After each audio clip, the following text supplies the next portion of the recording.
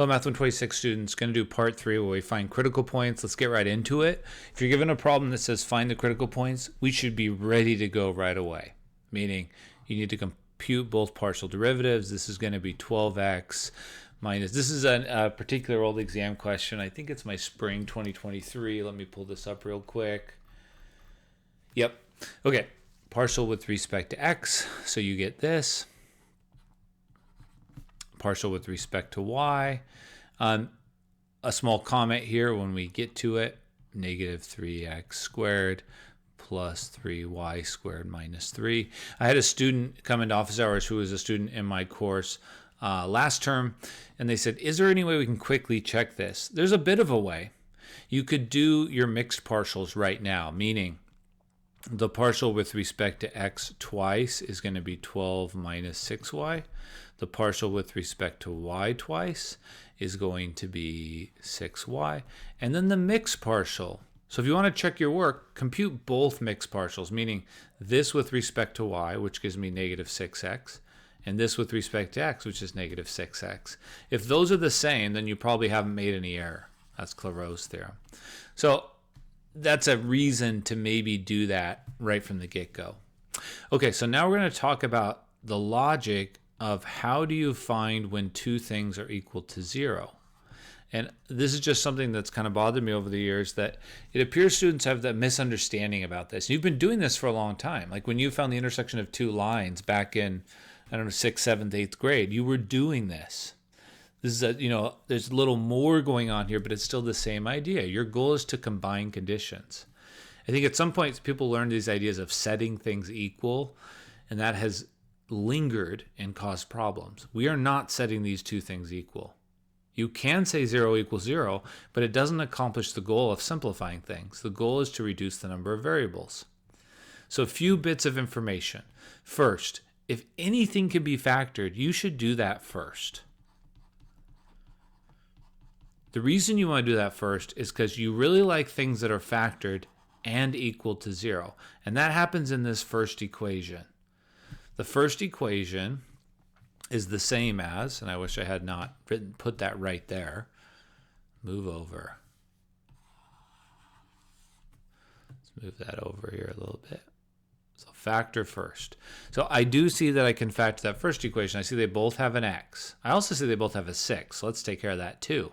So equation 1 can be written in an easier to use form.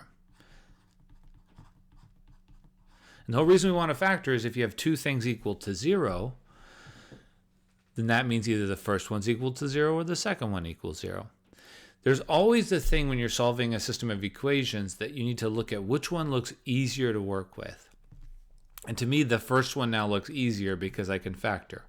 Okay, a new invention in the last couple years that I've been having students do, if they are struggle with this algebra. If you understand the algebra, you don't need this because you can sort of do it as you go. Pick an equation. Let's say equation 1. If you factored, that means you're going to have more than one possibility. Let's form a little tree. One possibility is that 6x equals 0, which gives me x equals 0.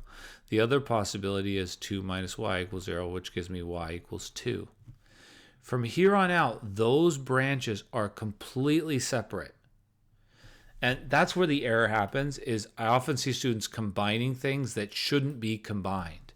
Or just based off of the homework, I think what happens is they don't know why they're missing solutions or why they have extra solutions. And so they just start to get in the habit of throwing things together. And that's a dangerous habit that will get you the wrong answer. You always are going to substitute into the other equation. So one possibility is that x is 0. When you substitute that into the other equation, what happens? You get 0 plus 3y squared minus 3 is 0. That gives you y squared. And notice that there's only one variable. If you combine and there's two variables, something went terribly wrong. Okay, this leads to two possibilities. And that's it. Sometimes you'll go, well, I don't know what to combine that with. You only stay within a branch. And so that's where my innovation with making the tree seems to have helped quite a few students organize their thinking. You're not going to combine this with that. Those are separate things. The other thing is you should know how to check solutions to any equation, because you should be able to take your final answer and see if it works. Meaning you should be able to see that when you plug in x equals 0, the first one's 0. When you plug in x equals 0, y equals -1, the second one's 0. Everything is checkable. So to me, it never makes sense to say, well, I think I should just randomly throw in 0, 2. Because you can see that can't be correct. 0 does work here, but 0, 2 does not work here, because when you plug in a 2 here, you get 12 minus 3 is 9, which is not 0. So it isn't a random guess thing. It's an organized thinking thing. Okay, now we're going to the second possibility. The other way the first equation could be 0 is if y is 2. We need to substitute that into equation 2. When you substitute that in, what happens? You get negative 3x squared plus 12 minus 3 is 0. So you get 9 is equal to 3x squared. You get x squared is 3. So I think x is plus or minus the square root of 3. That does not mean you start randomly pairing these things off. Right now we're just working on this branch, so in total we got 4 critical points. So I hope that sort of helps organize your thinking. The next step is to plug everything in and do the second derivative test. I think rather than show you that calculation, because this video is going to be long enough as it is, I'll just pull one up.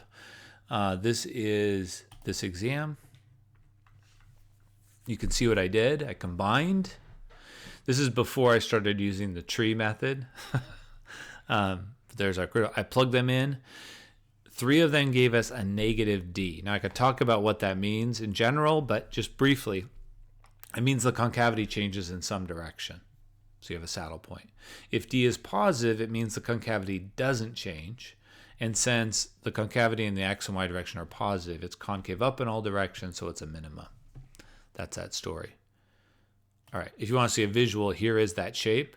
You know, in practice, what happens is when you try to graph something in 3D, you often can't see what's going on and you don't know where to look. And so you have to go do the calculus first and then realize you need to include these points. In particular, like here's one of the points, 0, 1. It's a saddle point because it's concave up in some directions and concave down in other directions. Now, when you go to the point 0, 1, I just find it cool that we were able to find those without even a grapher. That's the only minimum. It's right there. There's a few saddle points. There's a saddle point there, saddle point there, a saddle point here. We found all those. And the other thing you learn is you don't need to zoom out any further. If you zoom out further, you're not going to find any other bumps. All right, I find that pretty interesting. Let's try it again. Here's another 3D function that I don't really know what it looks like. Partial with respect to x is going to be 3y plus 6x squared plus 9x. I don't see an easy way to factor that, so I'm just going to kind of leave it there for a second. I'm going to do the partial with respect to y. It's 3x minus y. I don't see a way to factor that, so it doesn't look like I can do any factoring. Which one looks simpler to solve for a variable? To me, the second equation does. That gives me y has to be 3x. And then you know what's next. Substitute. So in this case, there's only one branch, so to speak. Sometimes that happens. I'm giving you an approach that works in all situations. So if this is the take it and shove it method. We're taking this in, shoving it. And there's only one variable left. So we're going to get 9x plus 6x squared plus 9x is 0. That's success. You should very quickly get to a place where you only have one variable left. So we have 6x squared plus 18x. Ooh, now I want to factor. 6x, we get x plus 3 is 0. We get 2 possibilities. X could be 0 or x could be negative 3. And I like this. I think this is doable. I think these are problems where you can get lots of credit. There's a lot of ways you can kind of check your work. Oh, I didn't check the second partials there, but I'm really confident in my partial derivatives. But if you wanted to check your work, you could have done x and then y, meaning that you would have gotten 3, and then do this with respect to x, you get 3. Okay, check. They matched up. If you want to know where to plug these in, you plug them in earlier in your branch. This gives you y equals 0. This gives you y equals negative 9. There's 2 critical points, 0, 0, negative 3, negative 9. That's it. Now let's look, and I didn't classify them. I'm going to leave you to try that. This is from I think winter 2019, sorry, spring 2019 exam. See if I can pull it up real quick. Yes. Okay, so I want to finish with a couple of applied problems. Now in math, calculus 1, math 124, we do a lot of applied problems. We do fewer in this course just because we don't have as much time and you're doing other things. But I'll give you the same lesson that I give in math 124, which is when you're doing an applied problem, or really any problem, it's always the same idea. What do you want and what are you given? And I would extend that to really any problem in math and life. But that's getting too philosophical. So we need to figure out what these are. And once I figured that out as a student, all questions like this became easier for me. So what do we want? Minimum cost. That becomes my guiding light for the entire problem. Notice I haven't even read the rest. I want minimum cost. Our goal is to turn that into a two-variable function, and then the rest of the problem will be finding critical points. We call that the objective in optimization problems. Now the question is, what are we given? Without something given, the question doesn't make any sense. If you want to minimize cost, just don't build it. So what are we given? We're given that, the volume has to be 6. What happens in these questions is I'll see students start to take the derivative of the volume. If you take the derivative of anything other than cost, you're doing something wrong. So I find it very important we get this figured out. So this is x times y times z has to be 6. Don't take the derivative of that. That's our constraint. It's forcing us to build this.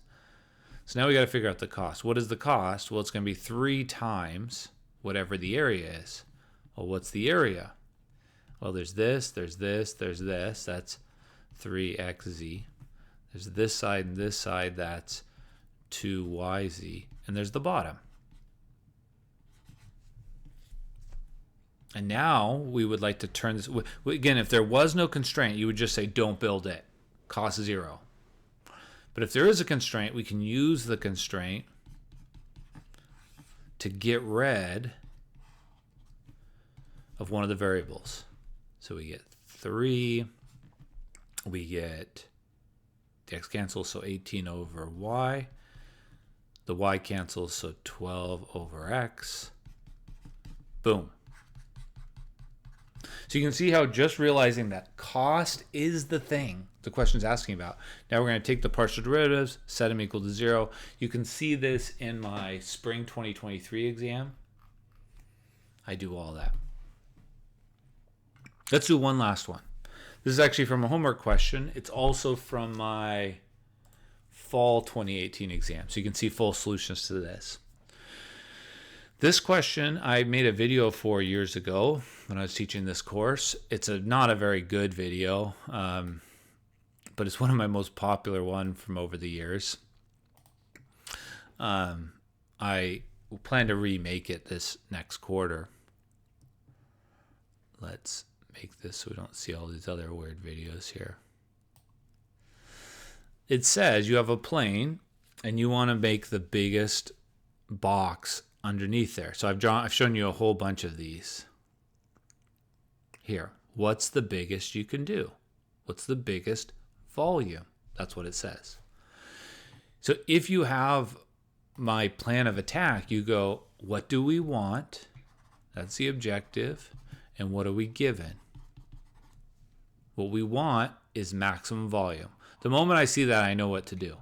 I write volume of the box, which is x, y, z. Now, if you're trying to maximize it, you would just let x, y, and z be as big as possible. But we're constrained by the fact that this point has to be touching right there. And what do I know about that point? It's on this plane, so we're given this.